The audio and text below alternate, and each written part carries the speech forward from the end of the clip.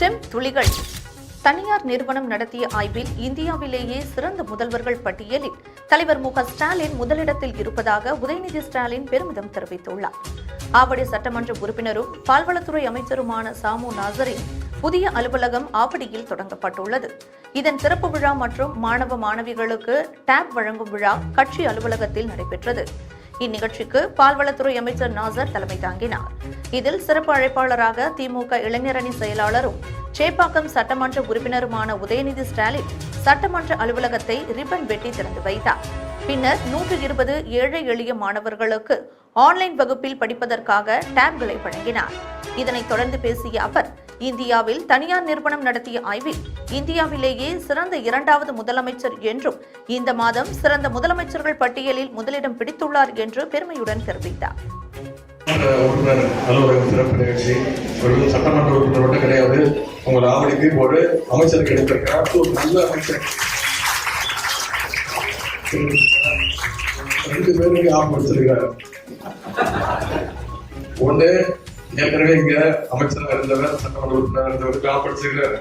அதே மாதிரி முன்னாடி பால்வளத்துறை அமைச்சராக இருந்திருக்கிறார், அவருக்கும் கிளம்பியிருக்கிறார். அவர் எப்பொழுதும் என்ன ஒரு காரியம் செய்ய முற்பட்டாலும் அதை வெற்றிகரமாக செய்து முடிப்பவர், மக்கள் பணியை மகிழ்ச்சியின் பணியில் இருப்பவர். நம்முடைய தலைவருடைய அமைச்சரவையில ஒரு தனி சிறப்பாக ஒரு மகிழ்ச்சியான செய்தி. கிரவுன் விஸ்டம் அப்படிங்கிற ஒரு இணையதளம் மாதம் பொதுமக்களிடத்துல கருத்து கணிப்பெடுத்து சிறந்த முதலமைச்சர் யார் அப்படின்னு இந்த இந்தியாவிலே சிறந்த முதலமைச்சர் அப்படின்னு ஒரு பட்டியல் போடுவாங்க. நம்முடைய தலைவர் பொறுப்பேற்று 2.5 மாதங்கள் தான் நமக்கு தெரியும். பொறுப்பேற்கும் பொழுது கொரோனாங்கிற ஒரு பேரிடர், ஒரு பேராபத்துக்கு நடுவில் தான் தலைவர் பொறுப்பெடுத்துக் கொண்டார். பொறுப்பெடுத்து 1 மாதத்திலே அத்தனை அமைச்சர்கள், அத்தனை சட்டமன்ற உறுப்பினர்கள், அத்தனை கழக முன்னோடிகள்லாம் அமர்வாக சுழன்று தலைவருடைய ஆலோசனை ஏற்று உங்கள் பொதுமக்கள் உங்களுடைய ஒத்துழைப்போடு அந்த கொரோனாவை ஒருபோது கட்டுப்படுத்தி விட்டோம். இப்பொழுது 3வது அலை வரக்கூடும் என்று சொல்கிறார்கள். வரக்கூடாது, அதற்காக நாம் உழைப்போம். அதற்கு ஒரே வழி தடுப்பூசி தான். உங்கள பல பேர் தடுப்பூசியை போட்டிருப்பீங்க, உங்களுடைய பல பேர் பெற்றோர்கள் போட்டிருப்பாங்க. போனதாக தயவுசெய்து போட்டுக்கொள்ளுங்கள். இந்த நேரத்தில் அந்த கிரவுன் விஸ்டம் அப்படிங்கிற அவங்க இணையதளம் சென்ற மாதம் எடுத்த கருத்து கணிப்பில் நம்முடைய தலைவர்களுக்கு 2வது இடம், இந்தியாவிலே 2வது இடம் போட்டிருக்காங்க. இன்னைக்கு இந்த மாவட்டத்திற்கான கருத்து கணிப்பு போட்டிருக்கு. இந்தியாவிலேயே தலை சிறந்த முதலமைச்சர்ல முதல் இடத்தில் நம்முடைய தலைவர்கள் 3வது மாநிலத்திலே அந்த இடத்தை பிரித்து விட்டார். அதற்கு காரணம் அந்த நாமடி நாசர் என்பது அமைச்சர்கள் எல்லாம் அத்தனை பேரும் சட்டமன்ற சிறப்பாக கடமையாற்றிக் கொண்டிருக்கிறார்கள். அதுவும் சென்ற சட்டமன்ற தேர்தலில் நான் பிரச்சாரத்துக்கு வரல. நாடாளுமன்ற தேர்தல் பிரச்சாரத்துக்கு வந்தேன். நான் ஜெயக்குமார் அவர்களை மிகப்பெரிய வாக்கு வித்தியாசம் ஜெயிக்க வச்சுங்க. இப்பொழுது அந்த நாமடி நாசரன் அவர்களை கிட்டத்தட்ட 55,000 வாக்கு வித்தியாசத்தில் வெற்றி பெற வைத்திருக்கிறார். நம்முடைய கழக ஆட்சி சிறப்பாக அடுத்த 5 ஆண்டுகளுக்கு நடைபெறும் என்பதை தெரிவித்துக் கொண்டு இந்த நிகழ்ச்சியை ஏற்பாடு செய்து சிறப்பாக ஏற்பாடு செய்திருக்கக்கூடிய நாசரன் அவர்களுக்கும் அண்ணன் கிருஷ்ணசாமி அவர்களுக்கும் வந்திருக்கக்கூடிய பெரியவர்களும் மாணவர்களுக்கும் மீண்டும் மீண்டும் என்னுடைய நன்றியும் வணக்கத்தையும் ராமநாதபுரத்தில் மகளிர் சுய உதவி குழுக்கள் மூலம் கடல் பாசி எடுத்து வேலைவாய்ப்பு ஏற்படுத்த நடவடிக்கை எடுக்கப்படும் என மீன்வளத்துறை அமைச்சர் அனிதா ராதாகிருஷ்ணன் தெரிவித்தார்.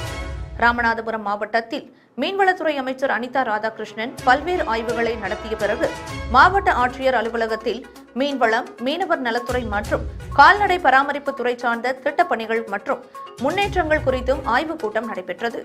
பின்னர் செய்தியாளர்களை சந்தித்த அமைச்சர் அனிதா ராதாகிருஷ்ணன், மீனவர்கள் கடலில் தவறி விழும் பட்சத்தில் அவர்களை காப்பாற்றுவதற்கு ஏற்ற வகையில் படகுகள் அமைவதற்கு நடவடிக்கை எடுக்கப்படும் என்றும், மேலும் மீனவர்கள் காணாமல் போயிருந்தால் அவர்களை தேடுவதற்கு ஹெலிகாப்டர் வாங்க வேண்டும் என மீனவர்கள் கோரிக்கை விடுத்ததால் அதற்கு முதலமைச்சரிடம் பரிந்துரை செய்யப்படும் என தெரிவித்தார்.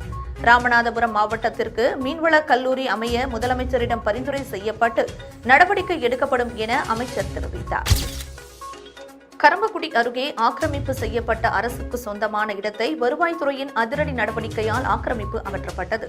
புதுக்கோட்டை மாவட்டம் கரம்பக்குடி அருகே அரசுக்கு சொந்தமான இடத்தில் தனிநபர் ஒருவர் கொட்டகையிட்டு ஆக்கிரமிப்பு செய்திருந்தார்.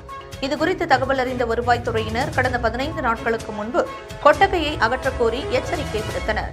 ஆனால் வருவாய்த்துறையினர் அவகாசம் கொடுத்தும் கொட்டகை அகற்றப்படாததால் கரம்பக்குடி வருவாய் வட்டாட்சியர் விஸ்வநாதன் தலைமையில் காவல்துறையினர் உதவியுடன் கிராம நிர்வாக உதவியாளர்கள் கொட்டகையை அகற்ற முயன்றனர். அப்போது கொட்டகை இட்ட மாலினி என்பவர் கொட்டகையை அகற்றக்கூடாது என கூறி வருவாய்த்துறையினரிடம் வாக்குவாதத்தில் ஈடுபட்டார். பின்னர் கரம்பக்குடி காவல்துறையினர் உதவியுடன் வருவாய் கிராம உதவியாளர்கள் மூலம் கொட்டகை அகற்றப்பட்டது. இதில் கரம்பக்குடி வருவாய் வட்டாட்சியர் விஸ்வநாதன், மழையூர் வருவாய் ஆய்வாளர் அன்னக்குடி, கிராம நிர்வாக ஆய்வாளர் செல்லதுரை, கிராம உதவியாளர்கள், காவல்துறையினர் உட்பட பலர் உடனிருந்தனர்.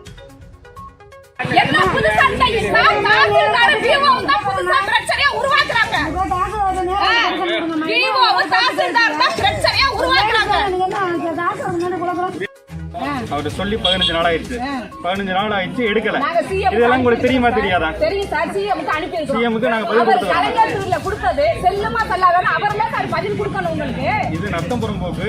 உங்களுக்கு பட்டா கொடுக்கணுமா இல்லையாங்கறத நான் எழுதி அனுப்புறேன்.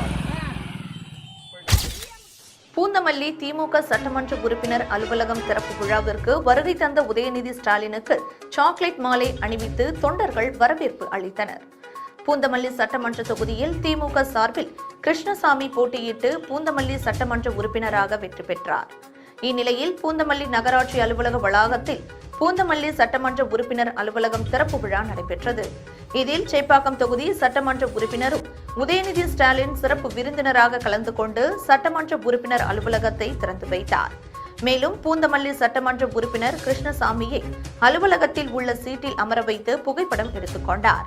திறப்பு விழாவிற்கு வருகை தந்த உதயநிதி ஸ்டாலினுக்கு பெண்கள் ரோஜா மலர்களை தூவி சிறப்பான வரவேற்பு அளித்தனர். மேலும் தமிழ் சினிமாவில் சாக்லேட் பாய் என உதயநிதி ஸ்டாலின் அழைக்கப்படுவதால் திமுக தொண்டர்கள் சிலர் சாக்லேட்டால் செய்யப்பட்ட மாலைகளை தயார் செய்து உதயநிதி ஸ்டாலினுக்கு அணிவித்து சிறப்பான வரவேற்பு அளித்தது குறிப்பிடத்தக்கது.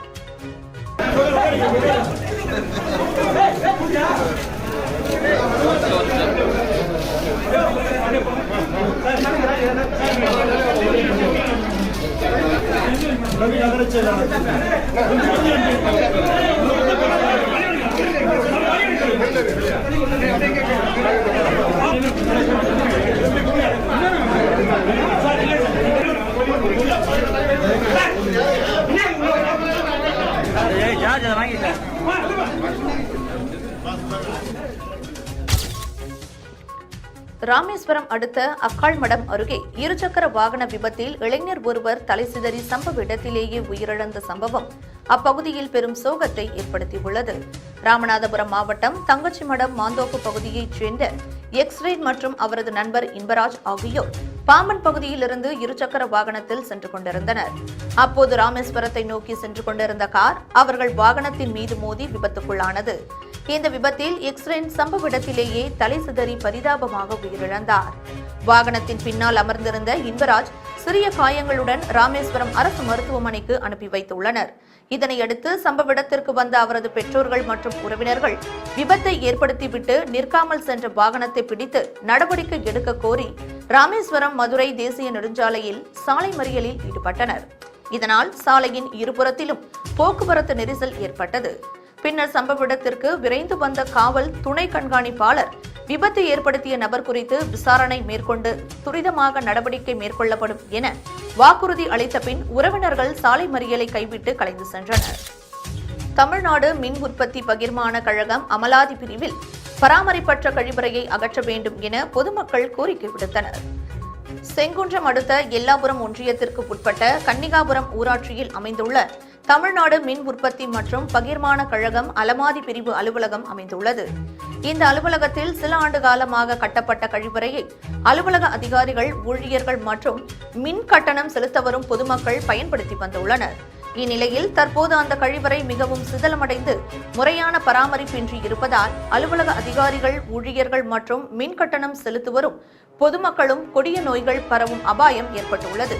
மேலும் உயிரிழப்பு ஏற்படுத்தும் நிலையில் உள்ள இந்த கழிவறையை அகற்றி புதிதாக கழிவறை அமைத்து தர வேண்டும் என பொதுமக்கள் கோரிக்கை விடுத்தனர். தாம்பரத்தில் தொடர் மழையால் கடும் போக்குவரத்து நெரிசல் ஏற்பட்டது. தாம்பரத்தில் 2 மணி நேரம் தொடர்ந்து பெய்த மழையின் காரணமாக கடும் போக்குவரத்து நெரிசல் ஏற்பட்டது. இதனையடுத்து போக்குவரத்து பிரிவு காவல்துறையினர் 1 மணி நேரமாக போராடி போக்குவரத்து நெரிசலை கட்டுப்படுத்தினர். மேலும் தாம்பரம் சுற்றுவட்டார பகுதிகளான வண்டலூர், பெருங்களத்தூர், தாம்பரம், குரோம்பேட்டை, பொழிச்சலூர், பல்லாவரம், சேலையூர் ஆகிய பகுதிகளில் காற்றுடன் கூடிய பலத்த மழை பெய்ததால் வாகன ஓட்டிகள் மிகுந்த சிரமத்திற்கு உள்ளாகினர். சென்னையிலிருந்து கன்னியாகுமரி வரை சைக்கிள் பேரணியில் வருகின்ற தலைவர்களுக்கும் இளைஞர்களுக்கும் உளுந்தூர்பேட்டையில் காங்கிரஸ் கட்சியின் தலைவர் ஜெய் கணேஷ் தலைமையில் வரவேற்பு அளிக்கப்பட்டது. இந்திய காங்கிரஸ் கட்சியின் ஆலோசனைப்படி தமிழ்நாடு காங்கிரஸ் கட்சியின் மனித உரிமைத்துறை மகாத்மா சீனிவாசன் தலைமையில் 100க்கும் மேற்பட்ட இளைஞர்களுடன் மத்தியில் ஆளுகின்ற மோடி அரசை கண்டித்து மற்றும் கலால் வரி, பெட்ரோல், டீசல் விலை உயர்வை திரும்பப் பெறக் கோரி சென்னையில் இருந்து கன்னியாகுமரி வரை 900 கிலோமீட்டர் சைக்கிள் பேரணி நடத்தி வருகின்றனர். இந்நிலையில் கள்ளக்குறிச்சி மாவட்ட காங்கிரஸ் கட்சியின் தலைவர் ஜெய் கணேஷ் சைக்கிள் பேரணியில் வருகின்ற தலைவர்களுக்கும் இளைஞர்களுக்கும் உளுந்தூர்பேட்டையில் வரவேற்பளிக்கப்பட்டது. பின்னர் உளுந்தூர்பேட்டை பேருந்து நிலையத்தில் உள்ள முன்னாள் பாரத பிரதமர் ராஜீவ்காந்தி சிலைக்கு மாலை அணிவித்தனர். இதனைத் தொடர்ந்து காமராஜர் சிலைக்கு மாலை அணிவித்து மரியாதை செலுத்திவிட்டு சைக்கிள் பேரணி உளுந்தூர்பேட்டையில் இருந்து தொடங்கினர். இதில் உளுந்தூர்பேட்டை வட்டார தலைவர் பெரியசாமி, நகர தலைவர் குழந்தைவேல், காங்கிரஸ் கட்சி முக்கிய பொறுப்பாளர்கள், தொண்டர்கள் உட்பட 100க்கும் மேற்பட்டோர் கலந்து கொண்டனர். கட்சி தலைவர் சோனியா காந்தி அவர்களின் உத்தரவுப்படியும் எழுச்சி தலைவர் ராகுல் காந்தி அவர்களின் ஆலோசனைப்படியும் தமிழ்நாடு காங்கிரஸ் மனித உரிமைத்துறை இன்று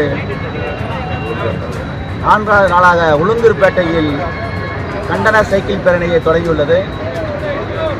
அதாவது சமையல் கேஸ், பெட்ரோல், டீசல் விலை விண்ணை தொடும் அளவிற்கு இந்த மத்திய அரசானது உயர்த்தியுள்ளது. இதனை கண்டித்து சென்னையில் 14ஆம் தேதி ஆரம்பித்த இந்த சைக்கிள் பேரணியானது வருகிற 24ஆம் தேதி கன்னியாகுமரியில் முடியிருக்கிறது. தொடர்ந்து 900 கிலோமீட்டர் தொலைவில் பயணம் செய்ய இருக்கிறோம். 56 தோழர்களுடன் 56 இன்ச்சு மார்புள்ள மோடி மக்களை எப்படி வஞ்சிக்கிறார் என்பதனை குறித்து மக்களிடையே விழிப்புணர்ச்சியை கொண்டு வரவும் மத்திய அரசை கண்டித்தும் இந்த பேரணியானது தொடர்ந்து வந்து கொண்டிருக்கிறது. இன்று உளுந்தூர்பேட்டையில் தலைவர் மாவட்ட தலைவர் ஜெய் கணேஷ் அவர்களுடன் இன்று காலை 8 மணி அளவில் இந்த போராட்டமானது துவக்கப்பட்டு இன்று தலைவர் அவர்களுக்கு மாலை அணிவித்து தொடர்ந்து செல்ல இருக்கிறோம் என்று தெரிவித்துக் கொள்கிறேன். நன்றி, வணக்கம். ராஜபாளையம் கோட்டத்தில் காவல்துறை துணை கண்காணிப்பாளர் தலைமையில் காவலர்களுக்கு உடல் பரிசோதனை முகாம் நடைபெற்றது. விருதுநகர் மாவட்டம் ராஜபாளையம் உட்கோட்டத்திற்கு உட்பட்ட 9 காவல் நிலையங்களில் பணியாற்றி வரும் காவலர்களுக்கு மாவட்ட காவல்துறை கண்காணிப்பாளர் மனோகரன் உத்தரவின் பேரில் இரத்த பரிசோதனை முகாம் நடைபெற்றது.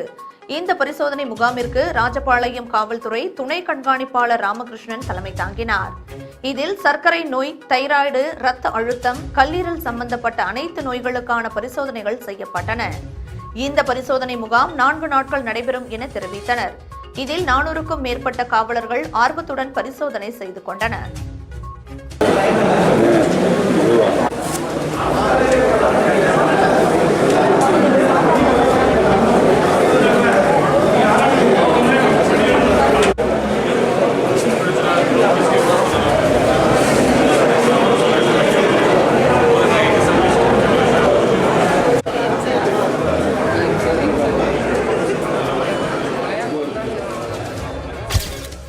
வால்பாறை தொகுதிக்குட்பட்ட பகுதியில் முன்கள பணியாளர்களுக்கு நிவாரணப் பொருட்களை வால்பாறை சட்டமன்ற உறுப்பினர் அமுல் கந்தசாமி வழங்கினார்.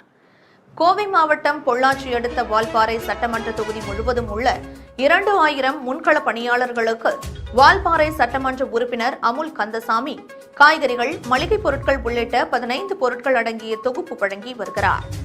அதன்படி வால்பாறை ஆனைமலை கிழக்கு ஊராட்சி மற்றும் மேற்கு ஊராட்சி ஒன்றியத்திற்கு உட்பட்ட ஊராட்சியில் முன்கள பணியாளர்களுக்கு நிவாரணப் பொருட்களுடன் கூடிய தொகுப்பினை வழங்கும் நிகழ்ச்சி நடைபெற்றது. இதில் சிறப்பு அழைப்பாளராக வால்பாறை தொகுதி சட்டமன்ற உறுப்பினர் அமுல் கந்தசாமி கலந்து கொண்டு பயனாளிகளுக்கு நிவாரணப் பொருட்களை வழங்கினார். இத்துடன் ஜெம் துளிகள் நிறைவடைகின்றன.